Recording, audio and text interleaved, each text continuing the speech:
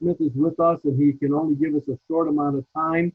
So before I turn it over to him, let's have a word of prayer and then introduce our commander. Father in heaven, thank you for this opportunity to serve God and country.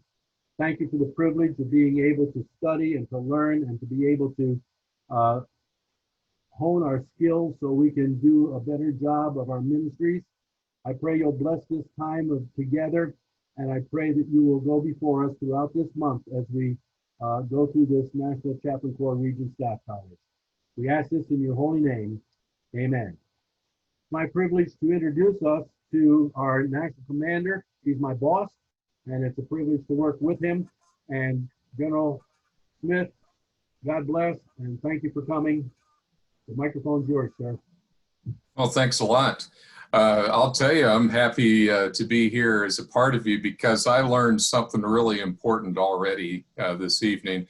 I've already held chaplains in high regard, and that's my esteem has gone even higher when Chaplain Miner said that I could email him my problems and he would have them solved by Thursday. That's what I'm talking about. Chaplains are awesome. But thanks for the opportunity to join you. This is Innovation and Work using the technology for this amazing Chaplain Staff College. Some 200 folks plus. That is truly that's wonderful. So kudos to you, congratulations, and I hope that this course is very meaningful for all participants. So I was, as I was praying through what I should talk with you about, what I should share with you, what came to mind was actually advice that I've been giving to my to the line leadership, the wing commanders and the region commanders, as we have been in this COVID experience for quite some time, and very trying circumstances across society, as well as the difficulties in Civil Air Patrol for us to be able to do our business. I've been communicating with our wing and region commanders about suggestions on how to be successful in leading during difficult times. And it came to, I came to realize that the pointers that I was given to these commanders are the types of skills that the chaplains have already. And I thought, how cool is that? And I wanted to share those with you. And I think that you'll come to realize that we're playing to your strength during these difficult times to where you truly make a difference.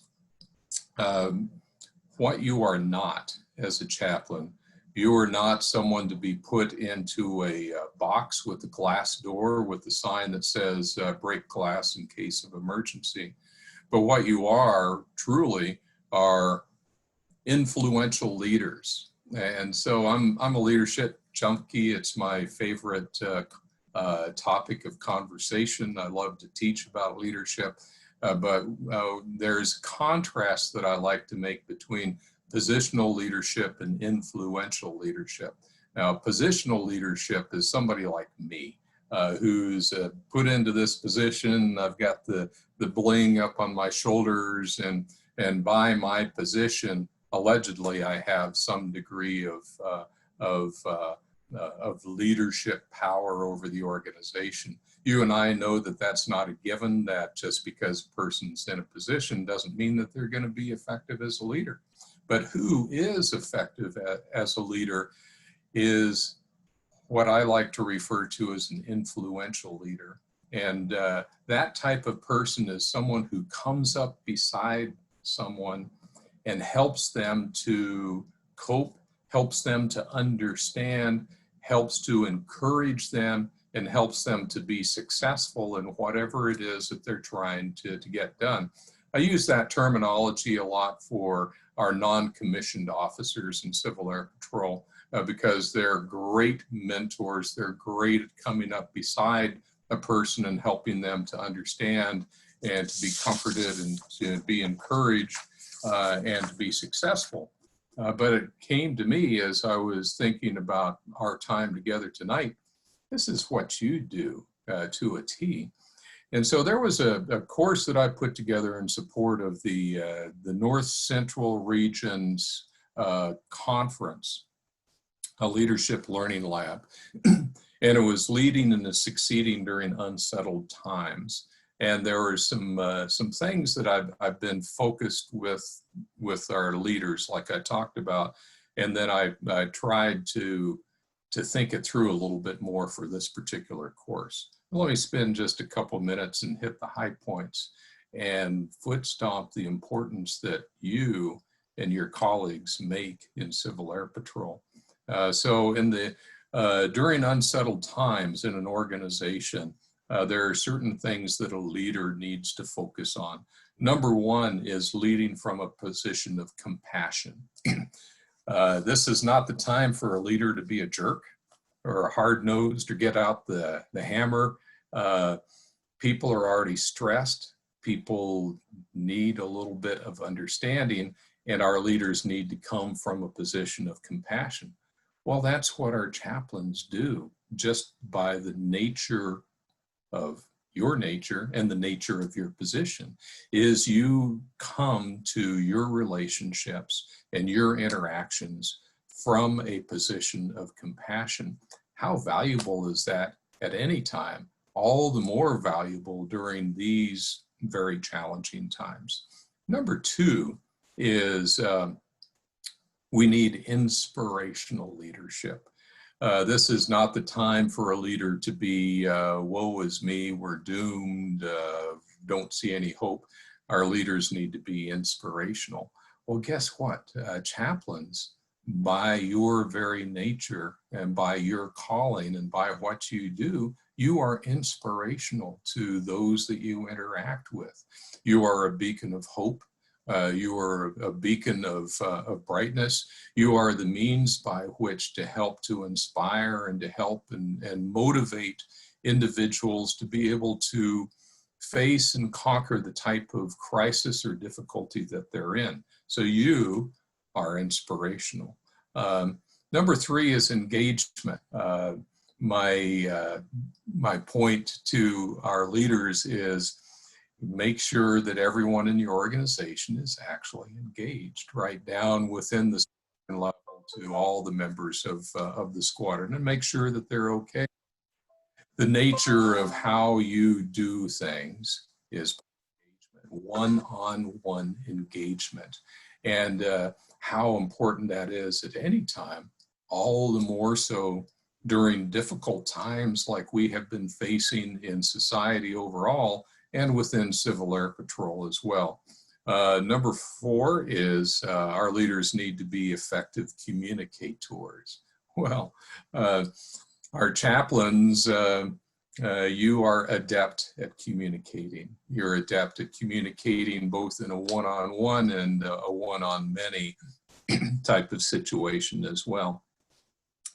I also talked to our leaders about the importance of self-care. You, the Chaplain Corps, own the CAP's 5 Pillars of Wellness program, and that is all about self-care. So if there's any group of people within CAP who can help our folks with self-care, it's our Chaplain Corps. And then finally is perseverance or grit. When things are tough, I remind our leaders that sometimes you have to dig deep and get some of that perseverance and grit. Chaplains, as you do your ministry by presence, you do your personal interactions, your group interactions, you are the ones who can help to inspire folks to dig deep and get that grit, that compassion. And so that's what I admire. I admire many things about our Chaplain Corps, about our CDIs, about our mission chaplains and chaplain support specialists. But it really came home as I started thinking and preparing for this evening about the role that you have and the importance that you have at being influential leaders. You're not by the chain of command in a leadership position, but each and every one of you is a person who effectively can come up alongside someone and help them in troubling times and help them to rise to the occasion, face the occasion, and conquer the challenges that they're facing. Critical to the individual, critical to the organization as well. So thank you so much for what you do. I truly appreciate that. I hope that this course meets your needs. I am confident, as always, what you get out of it is what you put into it. But I am willing to assume that you are going to come away from this particular program with skills and knowledge that are going to help you to be all the more effective in your individual work as a member of the Chaplain Corps in CAP. That's it from me. I'll be happy to hang with you for a period of time and answer whatever questions you might want to throw my direction. So Sir, this is Jeff Williams. I have a question on Moodle, just one so far. Do you plan to keep the virtual option open for conferences and courses because it has been helpful? Yeah, the short answer is yes. The longer answer is we're going to go to school on lessons learned from our COVID experience and adopt the innovations and the workarounds that have really helped us to continue to do our business and make them permanent. And I am a believer that the virtual options for our training and for our meetings is very, very valuable. Does that mean that at some point in time we will not have in-person, face-to-face types of things? No.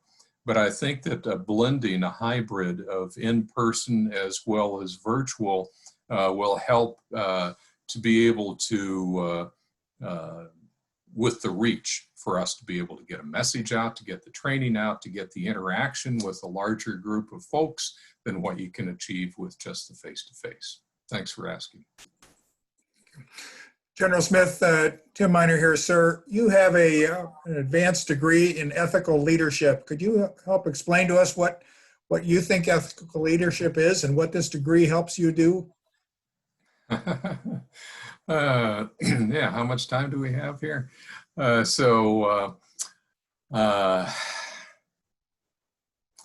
Ethical leadership.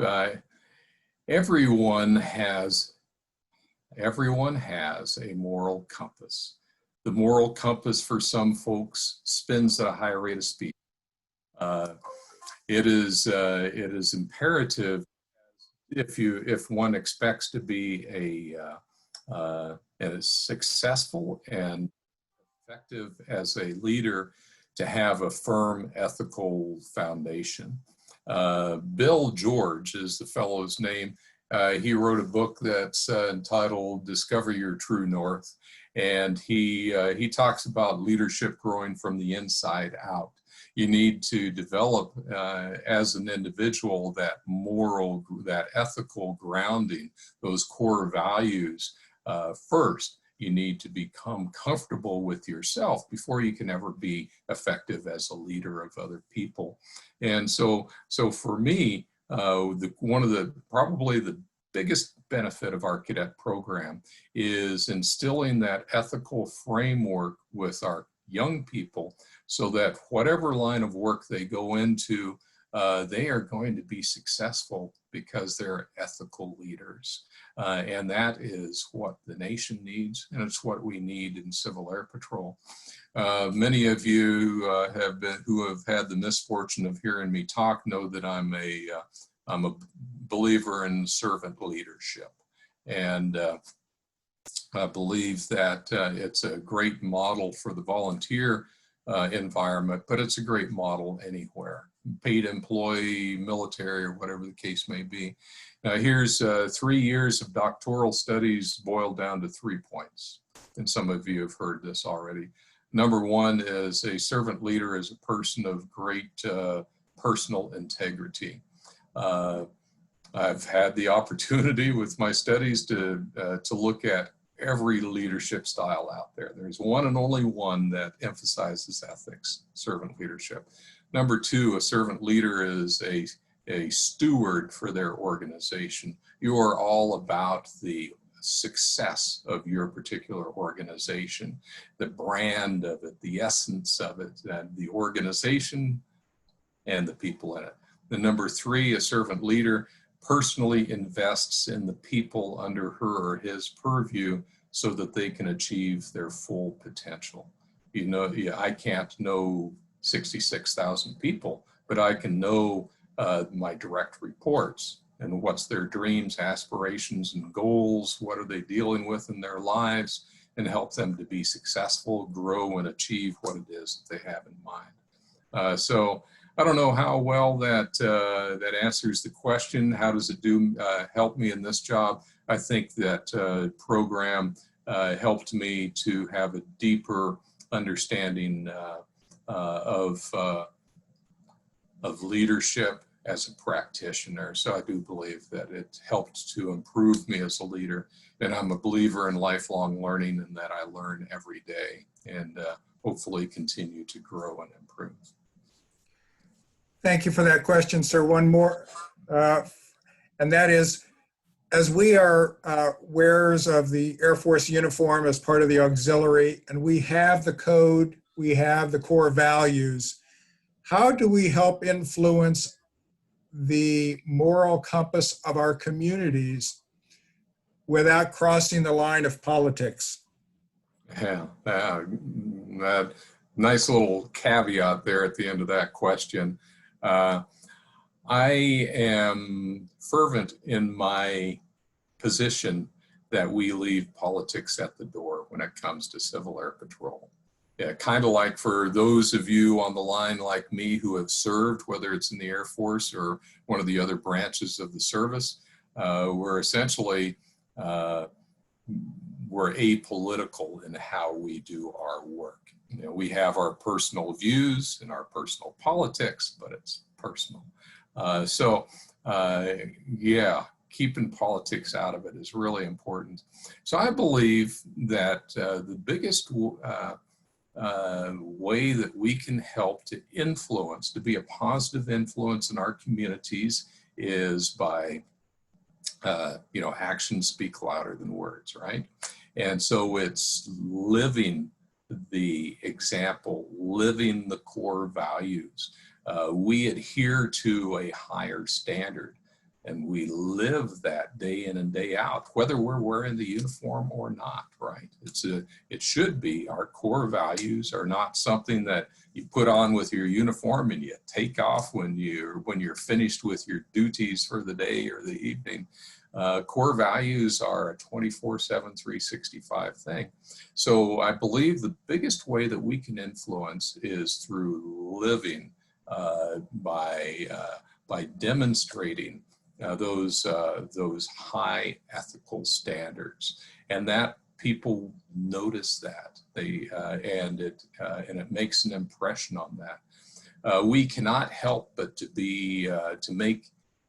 have an influence on other people, and it's our choice whether that influence is going to be positive or negative. So that's as individuals, and then as you aggregate that up as a squadron, a group, a wing, a region, CAP as an organization, having an organization of people, a group of people who are all adhering to this higher ethical standard, these core values, folks take notice of that. And I believe that that is the single best thing that we can do to influence and make a difference within the community.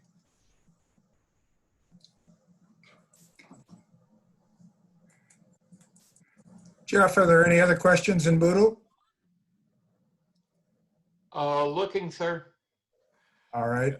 Let's get rid of this guy and get on to the exciting Chaplain Murdoch. That's No, we have one last question then, if there's nothing, or I'm sure while we look for more, and it's the tough one. We've been asking our cadets the tough questions during character development, and as a commander, of course, one of the big influences we have is the invocations that we give. What directions do you think we should? How would you, as commander, like us to do our jobs? And knowing that diversity seems to be a very, very, very important thing now, not only in the Air Force, but I see it trickling down, I think, into Civil Air Patrol. How do we handle diversity our pluralistic society, and how would you like us to support you in that? Okay, thank you. Civil Air Patrol does have a long and storied legacy when it comes to diversity, right back to our founding days, but there's always room for improvement. About 2 years ago, we started an active campaign in Civil Air Patrol for diversity and inclusion. And you all, I'm sure, have been reading about that from time to time. Lieutenant Colonel Liz Cito is our national diversity officer, and we have diversity officers at the region and the wing level. So how do I want our folks in CAP to handle diversity and inclusiveness? The first thing that I'll say is how we treat people. And it's the core value of respect. If we approach everyone from a position of respect, that goes a long, long ways of breaking down barriers. If we have a healthy and inviting environment at the squadron level especially, where everybody is treated with respect, everybody's got a voice, everybody is valued, everybody has a chance to make an input, to make a difference, to not have their time wasted, and have the opportunity for success. That makes for a healthy environment, and it speaks to the respect as well. What comes after the respect and the value is this sense of inclusiveness, but it's a sense of acceptance. And so it's not just being inclusive and letting whoever comes through the door and they're welcome to be a part of the program, but it's the genuine acceptance of whoever it may be, whatever they might look like, whatever their background might be, as acceptance as a member of the Civil Air Patrol family, and with the same equal chances for being fully engaged and successful in the program. So from an inclusiveness perspective, that's what I would say: respect, inclusiveness, acceptance. Now for diversity itself, now the demographics are different in every state and within every state. That's why I really pushed it down to the wing level to make sure that wing commanders understand the demographics in their particular states, and the actions that they take on diversity are really tailored for what the local area is all about. But the biggest thing on diversity, I would say, is twofold, one of which I talked about already, is number one is look for opportunities. Look for opportunities to go to underserved, underprivileged areas. Look for opportunities to take the program to folks who otherwise would not have the chance to be a part of this amazing organization and our amazing programs. So being proactive and looking at how we can get out there, whether it's on a Native American reservation, whether it's in an inner city, whether it's in a poor rural area, whatever the case may be, is be proactive and look for opportunities. That will help with diversity. And then the other part I've talked about is that healthy, welcoming, respectful squadron climate. so that folks feel welcomed and that's where they want to be. So hopefully that answers the question okay. Thank you so very much, sir. Chaplain Murdoch, we've reached the end of his half hour, and we certainly know that he has something else. Unless, Jeff, is there another question out there that we can keep him? Yes, sir. There's Please. two of them. One is, what was your most difficult leadership, or I'm sorry, let's bring this up again. What is your most memorable leadership experience while in CAP? And why was it memorable? And then the other is, what is the hardest issue COVID has brought up?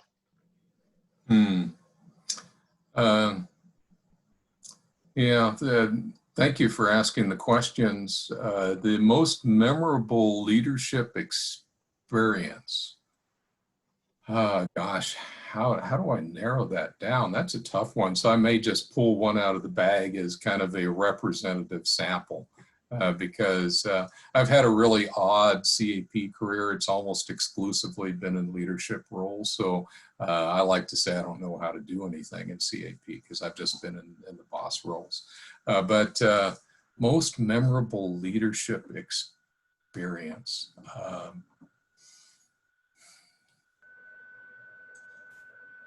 I think I'll use this as an example.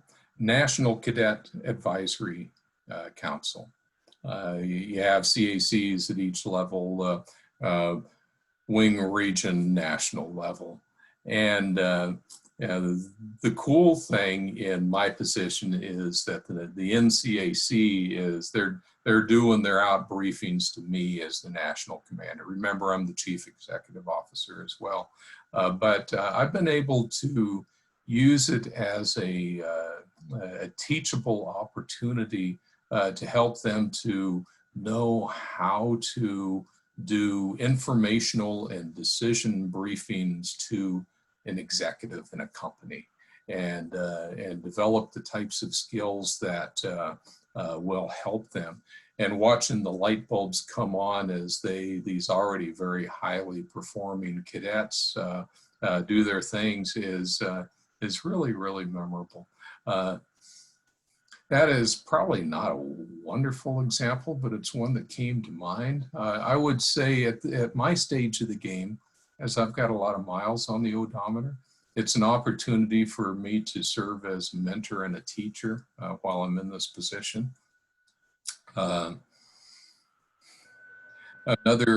This is related to the NCAC. When I was a region commander, something that always hurt my heart was suicide. And there's personal reasons for that. When I was a region commander, I was going, man, if I was ever in a position to do something about that, we're gonna try.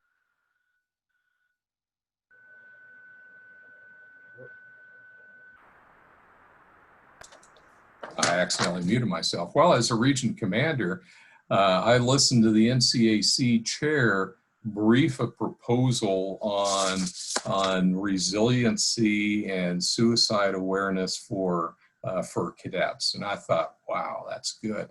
At that point in time, it did not get traction and it was put on the shelf. When I came into this job and we had suffered a couple more suicides, we pulled that off the shelf. And with the help of Colonel Knowles, members of the Chaplains Corps, Health Services, cadet programs, you develop the 5 pillars of wellness based on an input that came from a cadet. And as a leader, I was able to pull that off the shelf, get an amazing team of people put together, and to build a program that truly makes a difference. The 5 pillars of wellness, the cycle, the annual cycle, the every year, the emphasis on suicide awareness, that type of thing. I'm convinced that we have saved lives, but it was great to be able to use leadership influence to affect an outcome that really, truly makes a difference in the organization. So there's a couple of examples. Sir, your other question had to do with your biggest challenge with COVID, but if I may make one comment before you make that, give that answer. There are two things last August that you did that you probably, you didn't realize the major impact you were doing. The first was meeting everybody at the front desk as we were checking in on Tuesday, Wednesday, whatever day we were checking in. You're standing there saying, welcome to the conference. You put a real face to the leadership. I was so impressed with that. And then personally, and you probably don't even remember saying this, but it meant so much to me. You gave me a running name as I was, or a call sign, as I was wheeling myself into the chapel service. And that meant so much to me.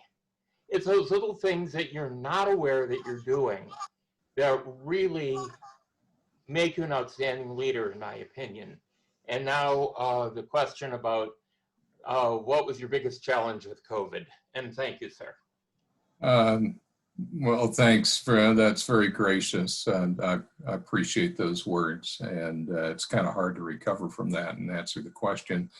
I would the biggest challenge with COVID was the care and feeding of our people, both our volunteers as well as our employees, because the world just blew up. And you can say a similar thing for the social unrest, but for COVID, the stressors that everybody was in, and here's Civil Air Patrol. And for us volunteers, it's a volunteer thing. We're doing this in our copious spare time. And we have families who people are losing jobs, kids are home. What's going to happen? There's the health scares that going on. And so the concern to make sure that our folks were going to be okay. And how could we do that? You know, it's kind of like ripples on a pond. And it's back to that point that I was stressing with the leaders about engagement is each person needs to be touched to make sure that they're okay and help them to get the assistance they need if there's any. And so I would say the care and feeding, making sure that everybody's okay, and to provide hope as well, I think is important as a leader, is to that these are challenging times, but you and I, we together are going to make it through this, and we're going to emerge strong from this stronger as individuals and stronger as an organization. So it's the 66,000 volunteers and 145 paid employees, making sure that they're okay and that they can carry on with CAP, which is nice, but more fundamentally than that, they can carry on and making sure that each person is okay, herself or himself, that they're able to take care of their loved ones, and that they can continue to do the business of Civil Air Patrol. Well, thank you very much, sir. I'll turn the gavel back over to Chaplain Murdoch for any concluding remarks, sir. I know how dangerous it is to take time away from a preacher, so you all better get rid of me so that Chaplain Murdoch's got some time to talk. Sir, I just want to say thank you for taking some of your time. We know it's valuable. I want you to know that it's an honor to serve with you. And on behalf of the Chaplain Corps, we thank you for your leadership, and we thank you for your open ear and your open heart to what we're doing. God bless. Thanks. Thank you. Have a good rest of your evening for tonight's festivities, and I hope the course overall is very successful and very valuable for everybody. Good night. I've got 18 minutes, and then I'll be spending time with the National Staff College. Take care. Good night, sir.